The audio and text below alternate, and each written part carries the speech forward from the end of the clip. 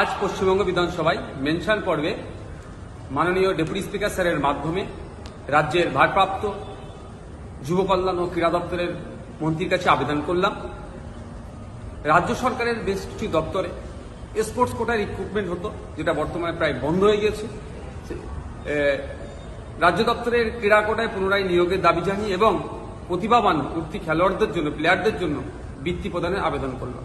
কারণ গত কয়েকদিন আগেই সারা দেশে নামকে উজ্জ্বল করেছেন হরিয়ানার এক মহিলা মনু ভাকেট, এবং গতকালকেই তারা আবার দলগতভাবে ব্রোঞ্জ পেয়ে দেশের নামকে উজ্জ্বল করেছে। গত কয়েকদিন আগেই পশ্চিমবাংলা বিধানসভায় তাকে নিয়ে চর্চা হয়েছে, তাকে অভিনন্দন জানিয়েছে। অবশ্যই অভিনন্দনযোগ্য কাজ করেছে, কিন্তু প্রশ্ন আমার এখানে তুলেছে আজকে বিধানসভার মধ্যে, হরিয়ানাতে মাত্র 3 কোটির আশেপাশে মানুষ বসবাস করে, দেশকে সব থেকে বেশি মেডেল হরিয়ানা দিয়েছে। আর পশ্চিমবাংলায় 10.5 কোটির উপরে মানুষ বসবাস করে, সেখানে আমরা দিতে পারছি না কেন?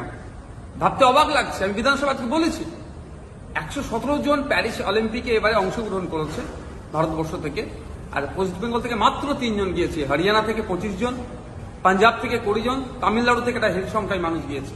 কিন্তু পশ্চিমবাংলা বারবার পিছিয়ে যাচ্ছে। অ্যাকচুয়াল ব্যাপারটা হচ্ছে এখানকার পরিকাঠামোর অভাবের জন্য। যে পরিকাঠামোর দরকার সেটা পশ্চিমবাংলায় নাই। প্লেয়ার আছে,